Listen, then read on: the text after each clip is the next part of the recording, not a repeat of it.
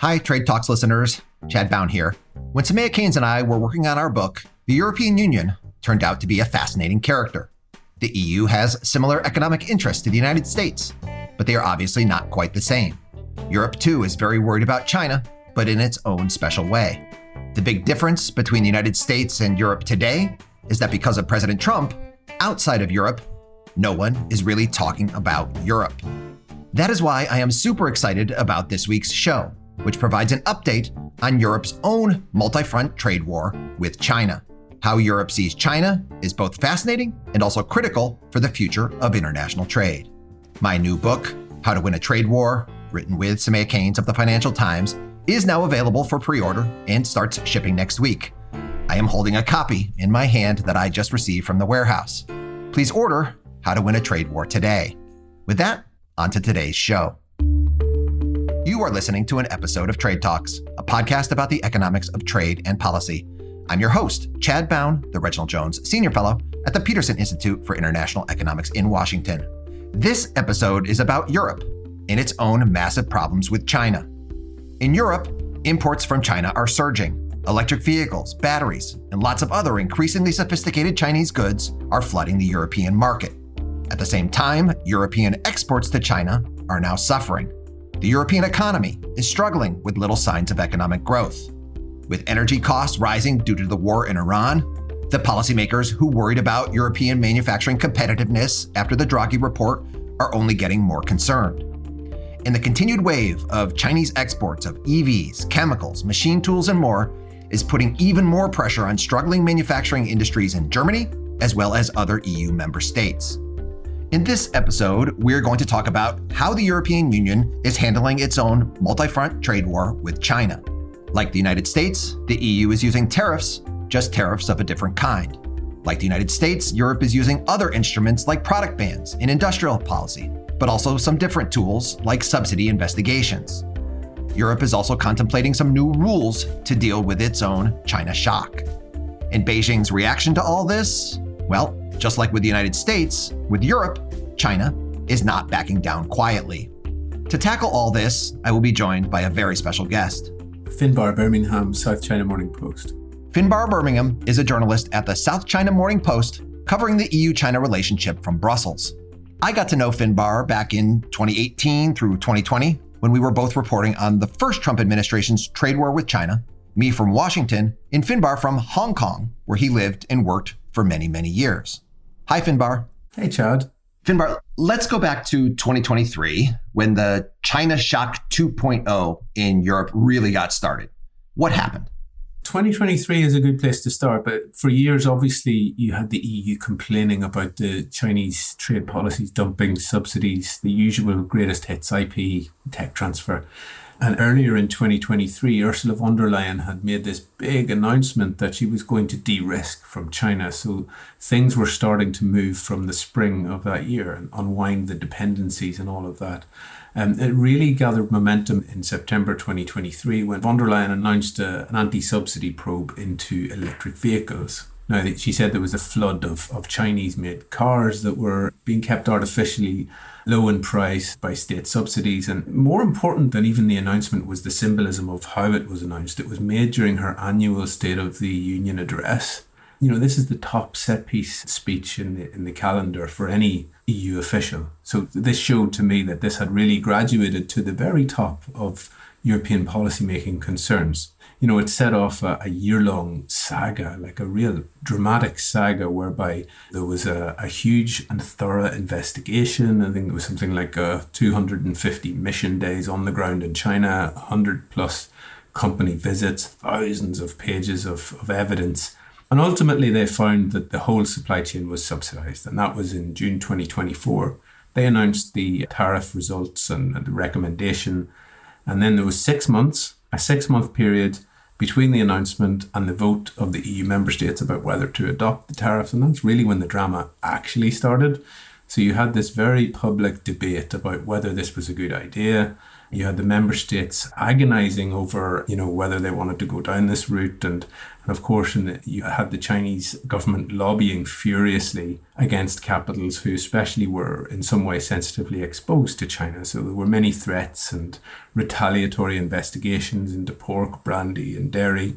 Threats against the EU automotive sector, the aircraft sector, you name it. It was, a blockbuster probe, and it really divided Europe in a way that we've seen is quite easy to do actually through the first year of the Trump administration's second term also. Germany was against this, France was in favour. Everyone in the middle was kind of in play. So the tariffs were eventually adopted in October of 2024, but it really was a hell of a bun fight. And I do think that moment, or that 1 year, was huge. So the European Commission does end up putting import tariffs on those subsidized Chinese electric vehicles. Did that solve the problem of this incredible flood of Chinese electric vehicles coming into the European market? By most measures, I would say the tariffs haven't been a huge success. If the goal was to give European manufacturers the breathing space within which they could catch up with Chinese competitors. The Chinese are really good at the EVs. They are market leaders. And if that was the aim, then I don't think that's been a success, because last December they actually delayed the move to phase out the combustion engine, which was supposed to happen in 2035. So it felt like the right hand wasn't talking to the left hand. But even looking at the data, it's hard to argue that this was a success or that the tariffs have had a major impact, because in the first quarter of this year, Chinese EV shipments to the EU rose by 82% compared to the first quarter of last year.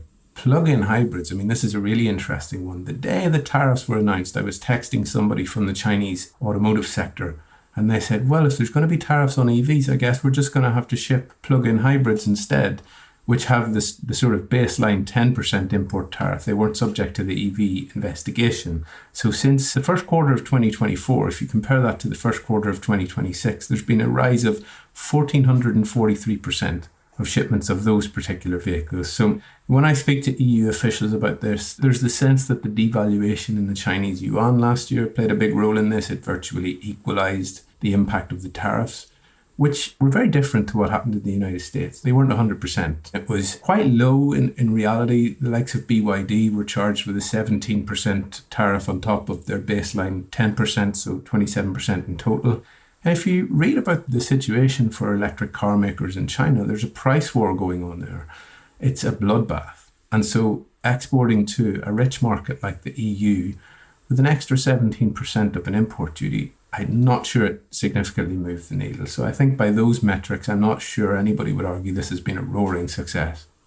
And by the 100% tariff U.S. approach there, you're referring to the Biden administration in 2024. It had raised tariffs on imports of Chinese electric vehicles coming into the United States by 100%.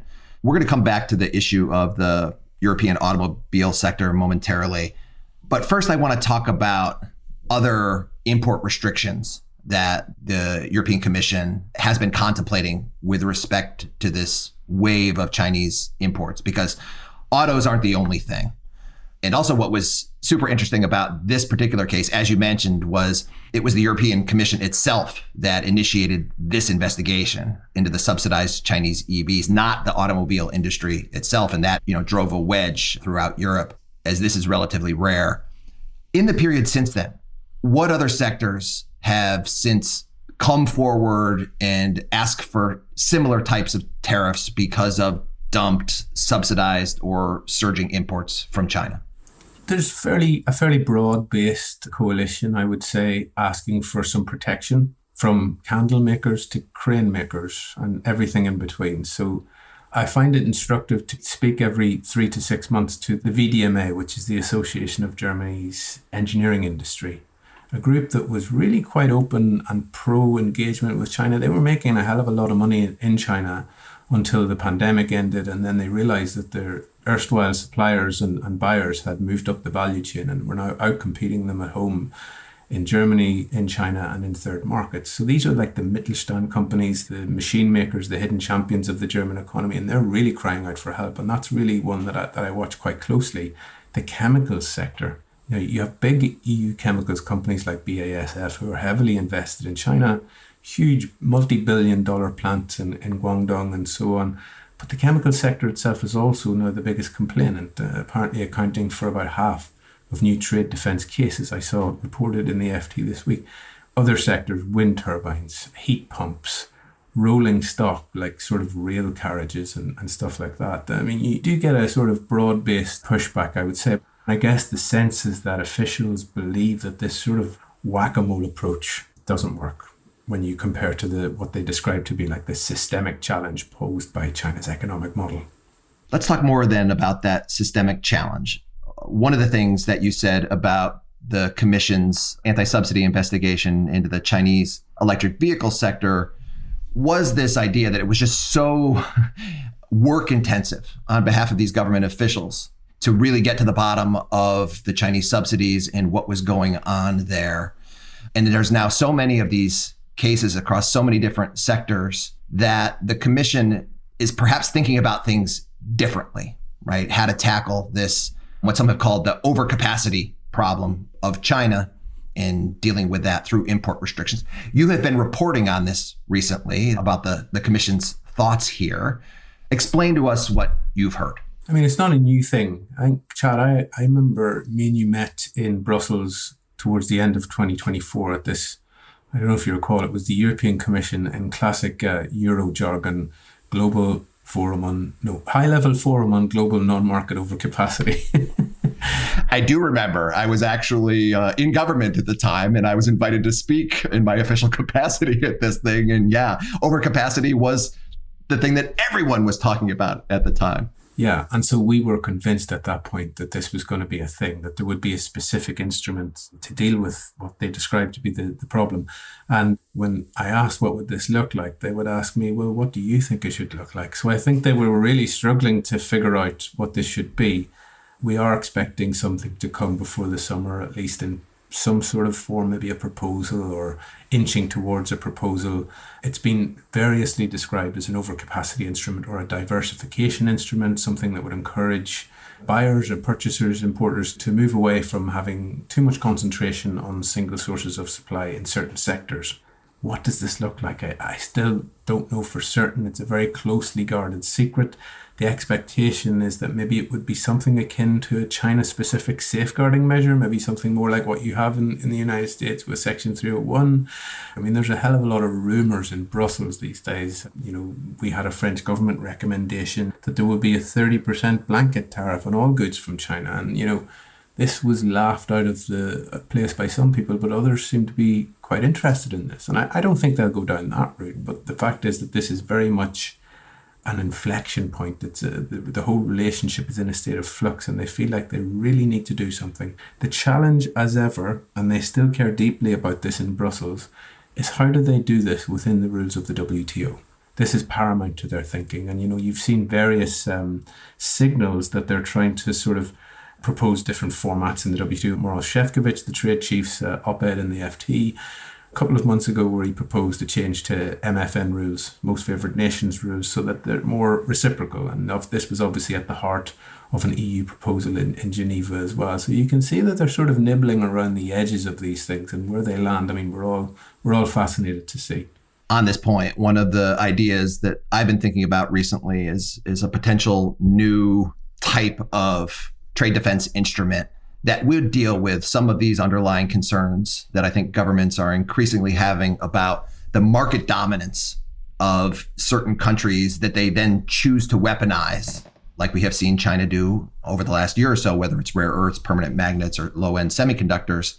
And to prevent that market dominance by tying the evidence needed to use a new trade defense instrument to how much market concentration there is on the production side. So say, you know, if you're getting too much of your imports from this one big global supplier, you impose some sort of import restriction to incentivize your buyers to work hard to find alternative sources, right? In any case, despite my own probes with European officials, it's unclear exactly what they might have in mind. Maybe this is just a fact-finding mission on their own part, but I think it is worth thinking about how to deal with some of the challenges that China especially imposes in the trading system.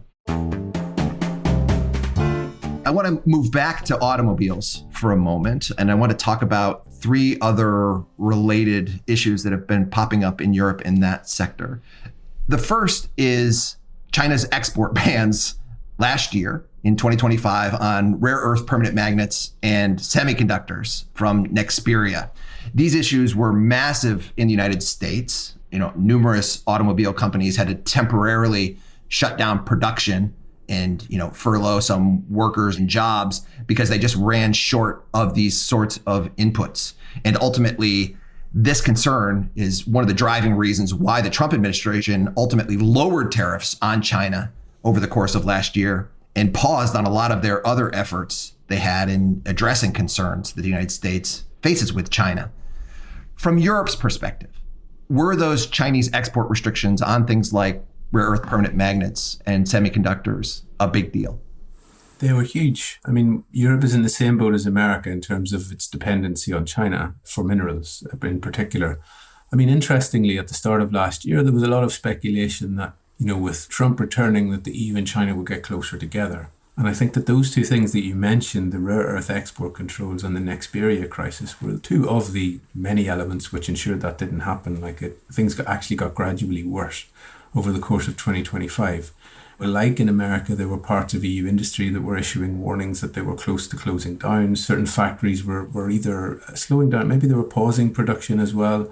And that was even on the April 25 controls. So then in October, whenever the Chinese government announced this more sweeping raft of export controls, that really was wow. I mean, I was in The Hague that day.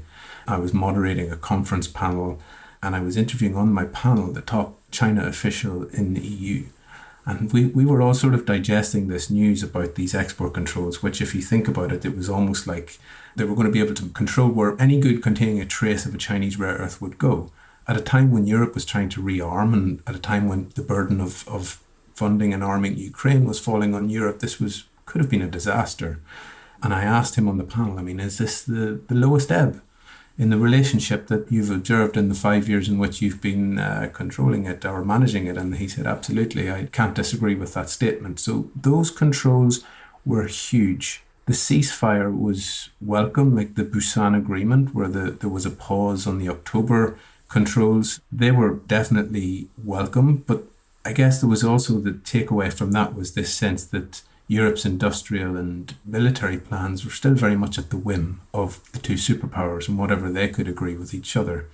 This rare earth dynamic, like the fact that the Chinese had stood up to Trump and got him to back down with his tariffs, fed into, I believe, how China dealt with Europe through the course of last year as well. There was an element of swagger that entered into how China dealt with the rest of the world. Certainly in Europe, this was observed very strongly by officials. And this obviously ties in with your book that's coming out now, but the Chinese figured that they knew how to win a trade war. You better not mess with us.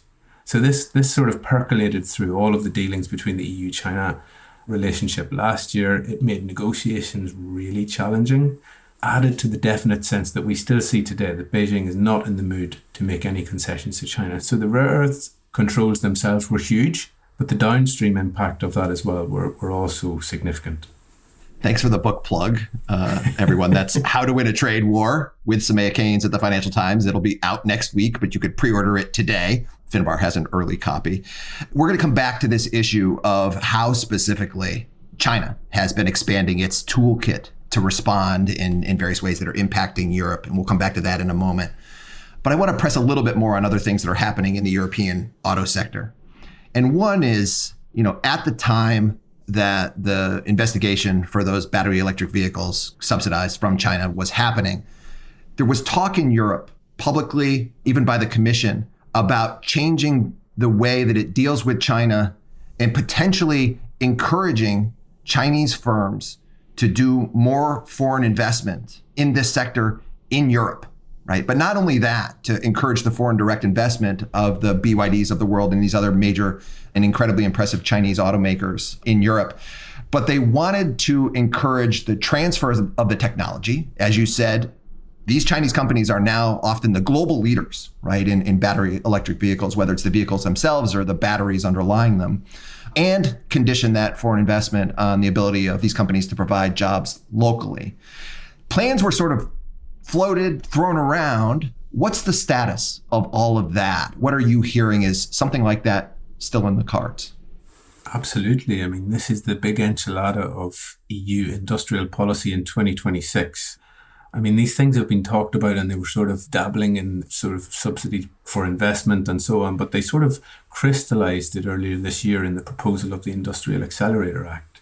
It's variously referred to as the Made in Europe or Made with Europe proposal. And it's really like the first EU effort to try and sort of wade into industrial policy on the investment piece. It's sort of like a pay-to-play model. If you want to build a factory here, if you want to have access to EU public tenders, to subsidies, to the sort of fast-track permitting that will allow you to build your facility quickly, then there must be real value added to the economy. So they want to add layers of conditions for foreign companies who want to tap into that sort of thing. And this will definitely affect Chinese companies because it's concentrated in those sectors, the high-tech sectors that Europe wants to obviously thrive in, like batteries, EVs, solar, wind, those ones that you mentioned already. And it's also sort of heavily penalizing or targeting those sectors in which a single country has a 40% plus share of the market. So obviously China falls very much into that category across the board. And in terms of what they have to do, there's like 6 big ticket conditions. And if you meet 4 of them, maybe then you're going to be okay. These may sound familiar to you, Chad. Some of the conditions are that you must establish a joint venture with an EU entity. You must transfer technology. You must have 50% plus of local workforce. 1% of all global revenue must be reinvested in R&D in Europe. When it was first floated, even before the proposal plan, you had some mischievous researchers in Paris call this the reverse Deng, referring to Deng Xiaoping, of course. And this is the sort of thing that China has been getting Western companies to do for 30, 40 years. And now Europe wants a slice of that itself. So it's interesting to see the reaction to this. The Chinese government doesn't like it whatsoever. They have pledged to retaliate fiercely if the EU goes ahead with this. Vague but menacing threats have been made at every single level. They even brought in the journalists in Brussels for a briefing last week to make sure that we'd heard the threat as well. Now, the challenge here is that the Commission must get member states to agree to this. There's already been a big debate behind the scenes. Before this was proposed, it was delayed 7 times. So before it even got to the proposal stage, it had been through the ringer. You have several EU members which have been welcoming Chinese investment in these sectors already, Hungary, Spain, and so on. So how do you put that genie back in the bottle? This is one of the challenges that they face. And it's also a sort of like, as much as a manufacturing or an investment problem, it's like a philosophical debate. What does Europe want to be, or what direction does Europe want to go in? How open? And it percolates through so many policy areas, but I think this is almost like the best representation of that. I mean, how open can you be when your trade partners are weaponizing what used to be just normal trade? And how closed can you be when the economy is barely growing? So I think like the Industrial Accelerator Act pulls together all of those questions, and it's going to be debated over fiercely. It would probably be watered down through the negotiations with the co-legislators in the EU. But for me, it's a great story. I mean, it's a sort of like very much of its time. Everybody's doing a little bit of this, and this is Europe's attempt to join the party.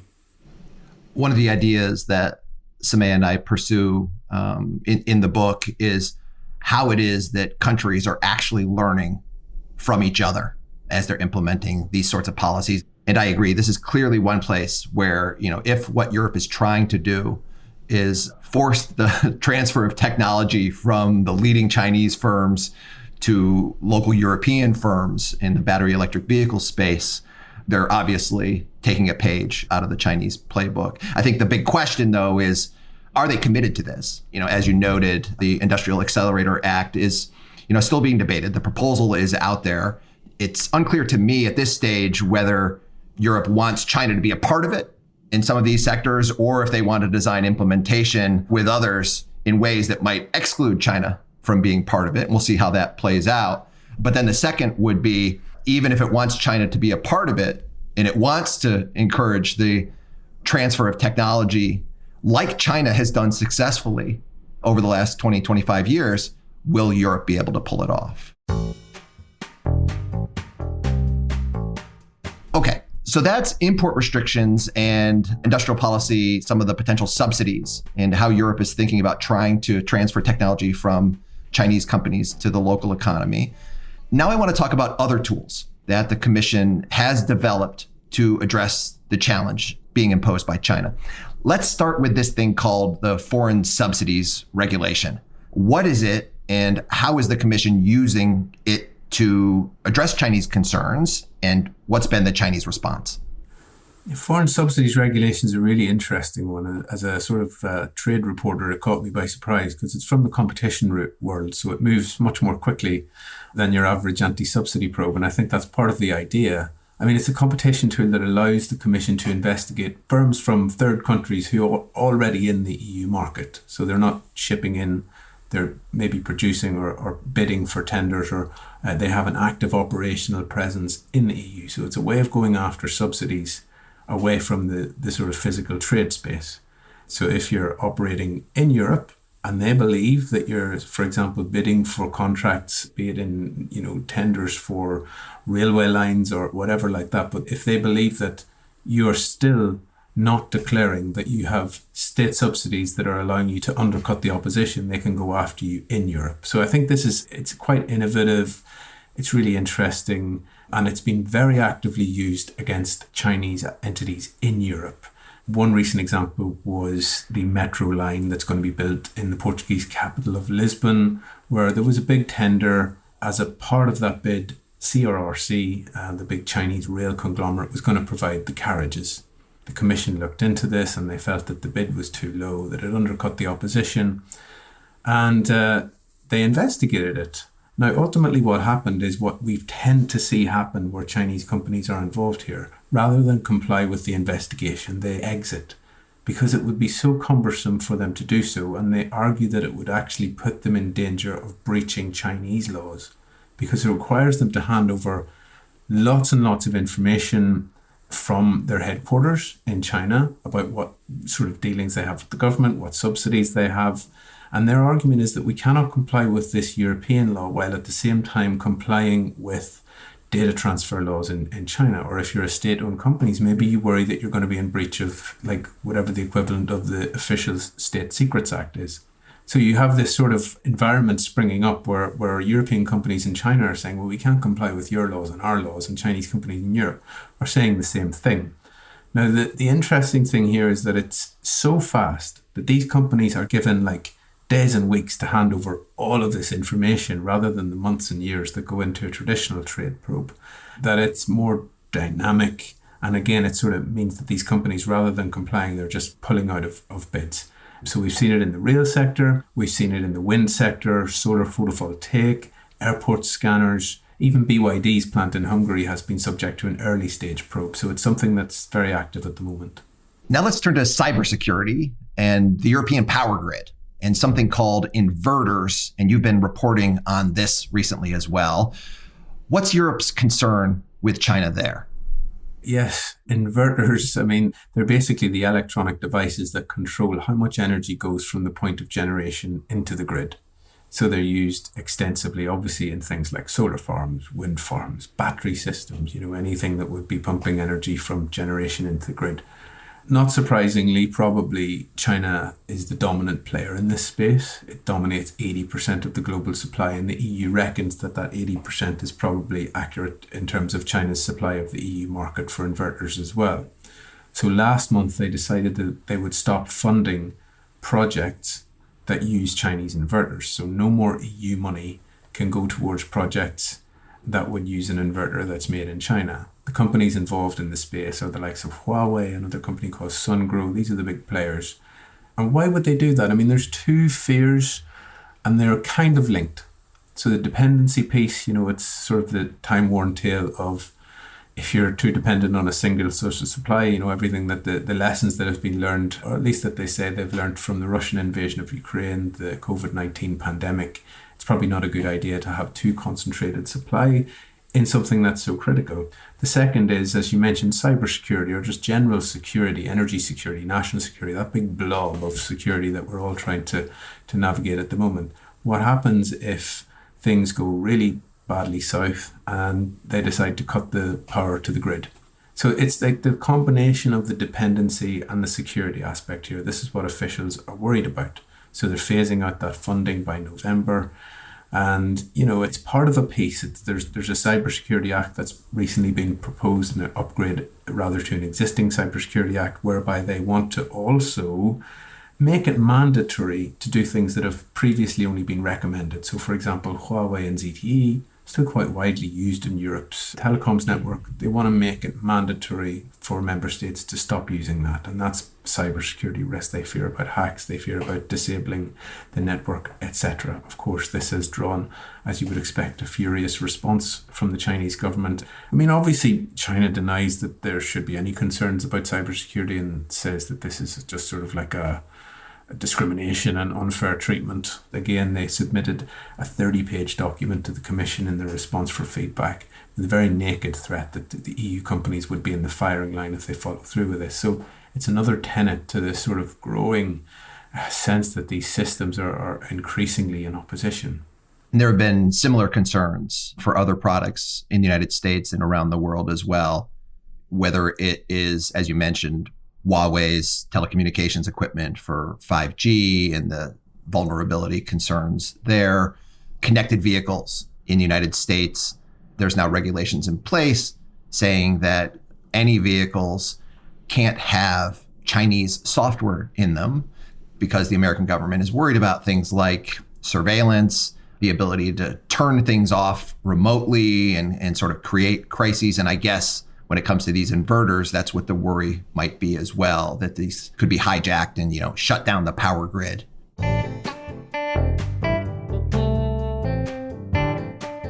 You talked earlier about Chinese companies in Europe having to go through these investigations, whether it's, trade defense investigations, anti-subsidy stuff, or maybe the foreign subsidies regulations. And they're worried about if they just comply with European laws, are they breaking Chinese laws? And China, over the last couple of years, and especially over the last couple of months, has really been ramping up its efforts to make this even more complicated for companies that are trying to operate and comply with multiple legal jurisdictions. Most recently, the Chinese government has issued new orders called 834 and 835 on Chinese supply chain security. From the perspective of European companies, when they see these kinds of Chinese regulations, what are they most worried about? Look, I mean, these are big concerns, particularly among European industry. The first one you mentioned, the 834, is a regulation on supply chain security. It gives officials the power to punish anyone, entities, businesses, people who are deemed to have threatened China's access to vital resources, the free flow of goods. It's very broad and very vague. So if you're a business person in China and you are deemed to be jeopardizing China's supply chain security, you could be served with an exit ban, to give probably the most worrying example in there from the perspective of EU businesses. The second one, which is the regulation 835, this is the regulation on countering unjustified extraterritorial application of foreign legislation. Basically, do not comply with foreign sanctions that we disagree with. The problem for businesses is that this is so vague. They don't really know where the lines are anymore. So if you're, for example, trying to comply with the European regulation on supply chain sustainability, that will eventually make businesses have to do thorough audits of their second, third tier suppliers in China. How do you do that while also complying with China's supply chain security law? It's really complicated. And, this is not necessarily a new dynamic. It's been going on for several years. When the first anti-sanctions law from China came out in 2021, and the EU was at the same time putting together its forced labour ban, businesses were wondering, well, how do we thread that needle? We can't do both those things at the same time. As we've seen with things like export controls, it seems to be systematising some of these things that were already being done, at the same time that Europe is also adding layers and layers to its own regulatory pile. So, the EU considers its relationship with China to be, they call it the triptych. It's a partner, a competitor, and a systemic rival. I kind of feel like all of these new rules on each side, the two jurisdictions, are adding to that sense of systemic rivalry. The legal systems are increasingly in contradiction to each other. But no, it certainly adds another layer of cloud to the already gloomy relationship, I think.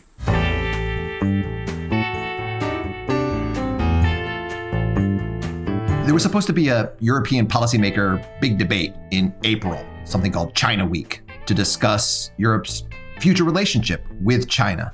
With the war in Iran suddenly breaking out, that debate was postponed and rescheduled until the end of May. What are you looking out for in that debate?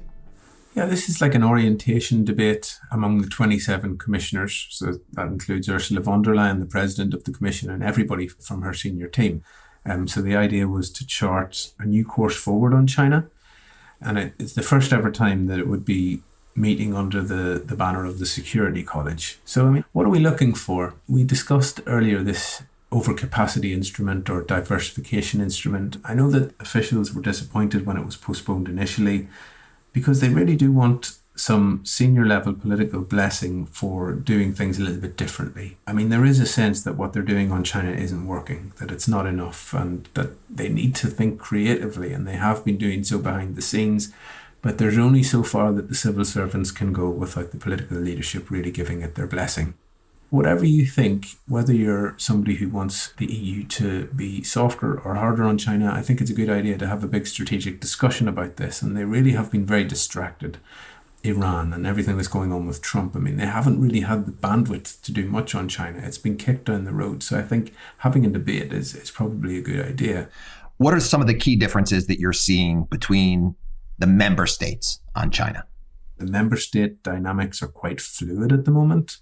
Some of the countries in the EU that were traditionally seen as reliably the sort of hawks in the dynamic, have sort of changed their tack. Lithuania obviously was considered closest to the United States on China policy, and with a new Social Democrat government there, they're changing a little bit. The Czech Republic also, they have a new populist prime minister, and his government is seemingly being less pro-Taiwan, a little bit more amenable to patching things up with China. So it's all up in the air. But nothing will change without the backing of the big players. So France has come down, along with, strangely, Belgium, as possibly the two member states who are now backing a more assertive trade approach against China. Germany is really quite a strange one at the moment. Friedrich Merz, the Chancellor, has flip-flopped a lot. He's made some quite strong words, and then he went to China and was seemingly transformed into Prime-era Angela Merkel, and came back and after seeing the dancing humanoid robots in Hangzhou and decided that it was a good idea to have a free trade agreement with Beijing. So we will see where Germany ends up. My sense is that because it's by far the biggest trade and investment partner of China, the most exposed, nothing will meaningfully change in policy unless Germany throws its weight behind it. So it's up in the air, but I think this next 6 weeks could be really meaningful in the long term.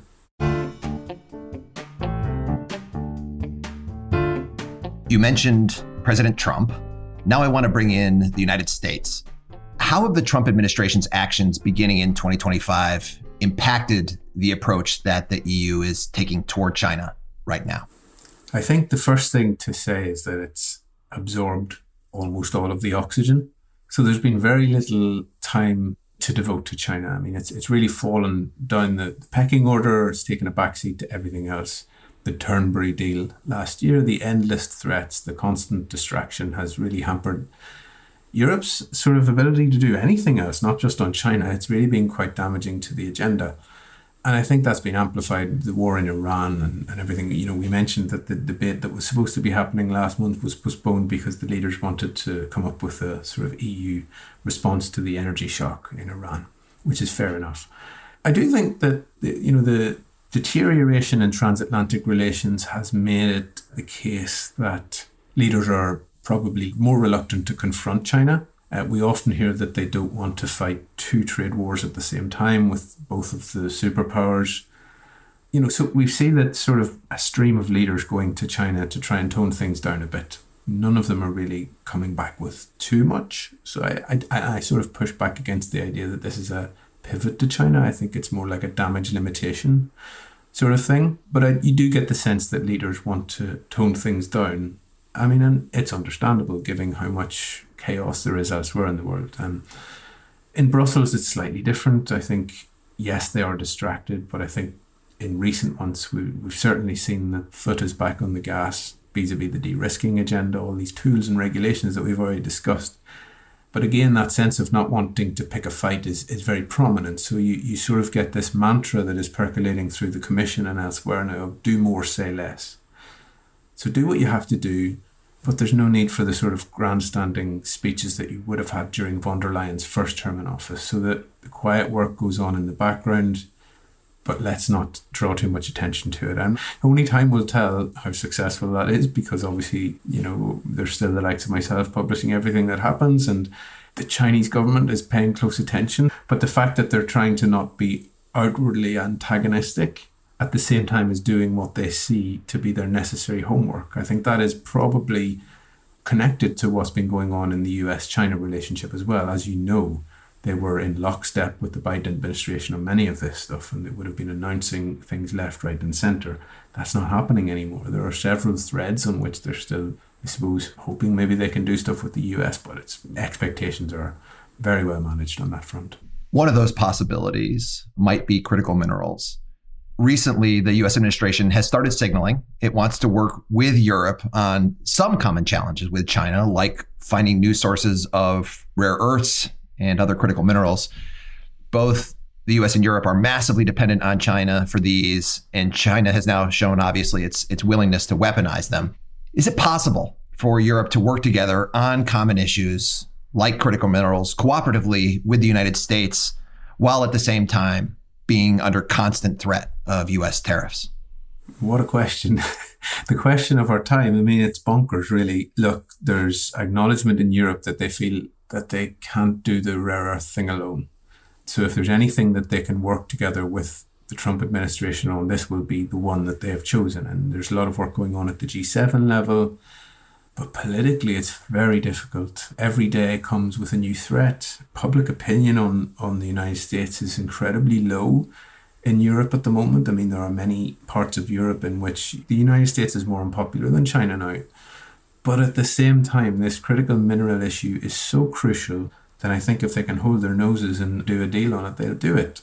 The challenge then comes in, what does that actually look like, and how does it work in reality? I mean, can you trust, if you do a deal on joint stockpiling, that you will get your fair share? I mean, this is the sort of questions that would have been absurd several years ago, but are really, really pertinent at the moment.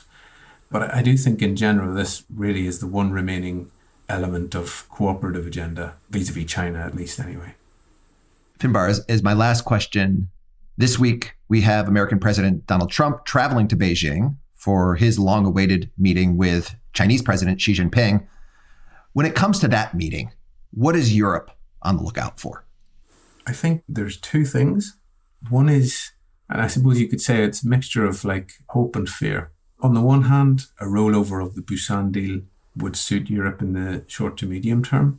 The sort of export controls that have been paused from Beijing, they're in big trouble if that collapses. So if those October 2025 export controls on rare earths come in, then that's going to be terrible for Europe. So obviously they're hoping and expecting that that is rolled over. The second, though, and this is something you hear from the more sort of strategic thinkers and the analyst community, is if there is a deepening, I don't think it's anybody's expectation, but if there is a more expansive US-China deal, that may not be in Europe's favour. We've already discussed this sense of swagger that Beijing has taken upon itself since forcing Trump to back down with its rare earth controls. And the sense is that if the Chinese government is able to get an even better deal with the United States, then why would it make any concessions to Europe? So there's a sense that if the big superpowers are carving things up among themselves, then what's left for Europe? So twofold. But in general, I've been surprised by how little attention has been devoted to, or like in my discussions with folks, the US, the summit next week hasn't been a huge topic. And I think that the expectation that this deal from Busan will be rolled over is already baked in as their baseline. So let's hope that's the case. Finbarr, thank you very much. Thanks to you, Chad.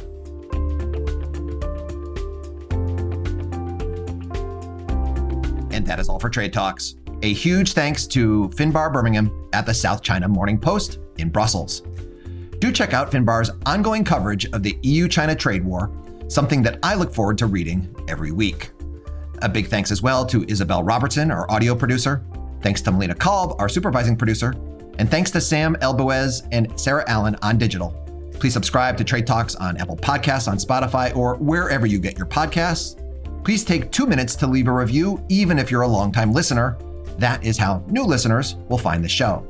And please also order a copy of my new book with Samaya Keynes titled How to Win a Trade War. It's out this month, but you can pre-order it today anywhere that you buy books. That is How to Win a Trade War. See you next week, everybody.